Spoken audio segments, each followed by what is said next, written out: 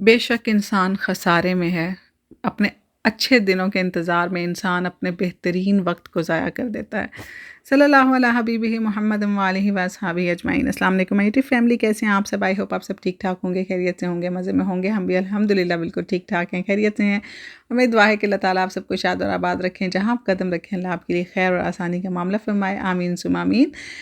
और शुरू करते हैं आज का व्लॉग। जिसने मुझे दुआओं के लिए बोला कमेंट बॉक्स में, और इसके अलावा एक बंदी थी, उन्होंने मुझे बोला कि उनकी बच्ची की शादी है, तो उसके लिए हम दुआ करें कि अल्लाह ताला उनकी बेटी के नसीब अच्छे करें और दोनों हस्बैंड वाइफ को प्यार मोहब्बत हम आहंगी नसीब करें और अल्लाह ताला उनका साथ दुनिया और आखिरत का रखें। इसके अलावा जिस चीज़ की जो दिली मुराद हाजत है, अल्लाह ताला अपनी बारगाह में आफ़ियत के साथ कबूल करें और अल्लाह ताला सबकी मुश्किलों को हल करें, परेशानियों को दूर करें, बीमारों को शिफा अता फ़रमाएँ, कर्ज़दारों को कर्ज़ से निजात अता फ़रमाएँ और बे औलादों को औलाद अता फ़रमाएँ।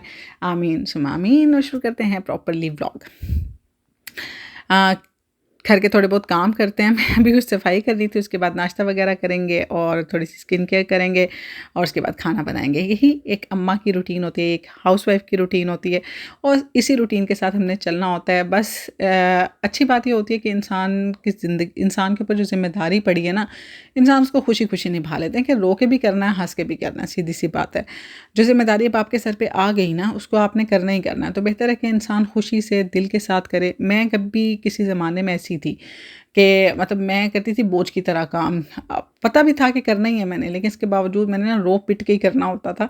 लेकिन ऐसे ऐसे जैसे जैसे टाइम गुजरा ना, तो अब मुझे इस बात की समझ आती है कि मेरी जिम्मेदारी है, मेरी रिस्पॉन्सिबिलिटी है। मैं मतलब खुश हूँ, नाराज़ हूँ, जो भी हूँ, ये मैंने ही करना है। तो बेहतर है कि मैं अपने जो इमोशंस हैं उन पे थोड़ा-सा काबू पा के और उसी काम को मैं खुशी के साथ, दिल लगी के साथ कर लूँ, तो वो ज़्यादा बेहतर होगा। काम भी अच्छा हो जाएगा और मेरा मूड भी अच्छा रहेगा और जो वक़्त है ना मेरे हाथ में, कल मुझे अफ़सोस नहीं होगा, मतलब गिल्ट नहीं होगा कि मैंने उस टाइम को ऐसे ही वेस्ट कर दिया।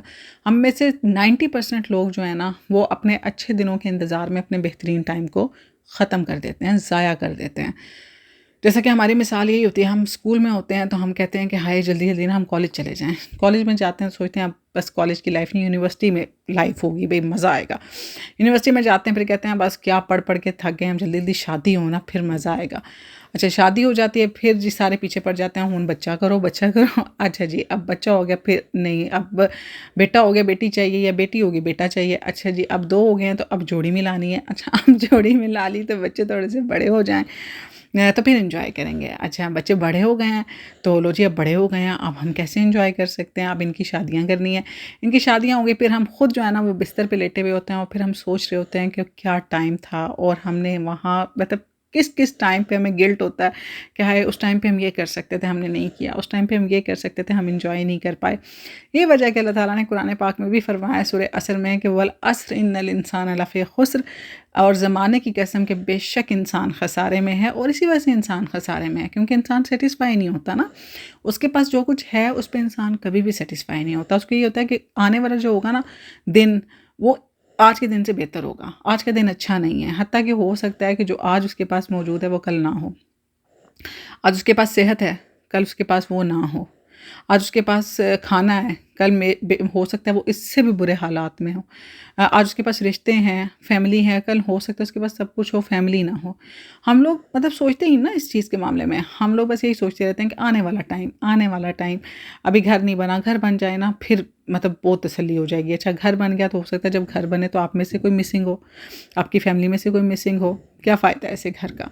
अ, आप किराए के घर में भी खुश रह सकते हैं। अगर मैं अपनी बात करूँ तो मैं पाकिस्तान में रहती रही हूँ, मेरा अपना घर था, ज़ाती घर था जिस घर में मैं रहती रही हूँ, अकेली रहती रही हूँ, आज़ाद ज़िंदगी गुज़ारती रही हूँ, लेकिन इसके बावजूद I was not satisfied because मेरे हस्बैंड मेरे साथ नहीं थे, मेरे बच्चों का बाप नहीं था, मेरे बच्चे सफ़र कर रहे थे, मैं सफ़र कर रही थी, मुझे हर चीज़ के लिए दूसरों का मुँह देखना पड़ता था। अपना घर तो था ना, लेकिन इसके बावजूद आई वाज़ सफ़रिंग। अब सामने वाला कोई देखे तो ये बोलेगा इसको क्या दुःख है, इसका अपना घर है, इसकी अपनी छत है, हस्बैंड बाहिर है, लेकिन उसको नहीं पता कि हम लोग अंदर से किस चीज़ के लिए सफ़र कर रहे हैं। अब मैं यहाँ पे आई हूँ, आप यकीन करें कि यहाँ पे हमारा किराए का घर है, लेकिन यहाँ पे क्योंकि हम फैमिली एक-दूसरे के साथ हैं, तो मुझे कोई याद नहीं आती कि मेरा पाकिस्तान में कोई घर है भी कि नहीं, क्योंकि वो एक मकान है ईंटों से बना हुआ। हुआ।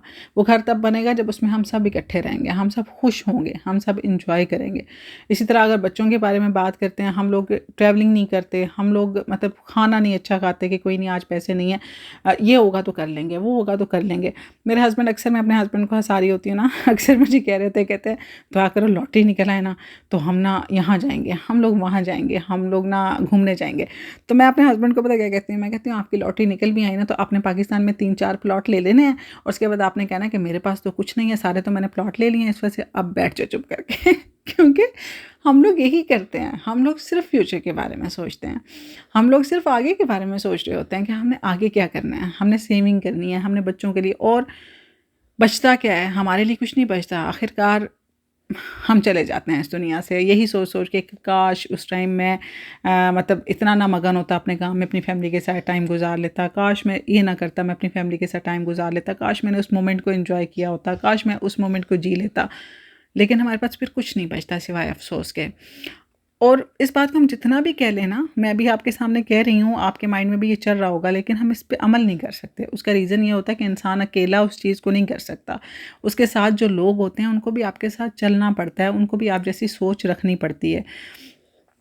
मैं बहुत सारे ऐसे लोग हैं जिनको मैं देखा है कि जो ज़िंदगी जीते हैं। इसी तरह अगर आप देखें अल्लाह ताला ने सिर्फ अभी ये वल असर, अगर सूरह असर की हम मिसाल लें तो अल्लाह ताला ने आगे फरमाया है कि इल्लल्लज़ीना आमनू आमिलुस्सॉलिहाती, सिवाय उन लोगों के जिन्होंने नेक अमल किए और जो अल्लाह ताला पे ईमान लाए। अल्लाह ताला पे ईमान लाने का मतलब क्या है?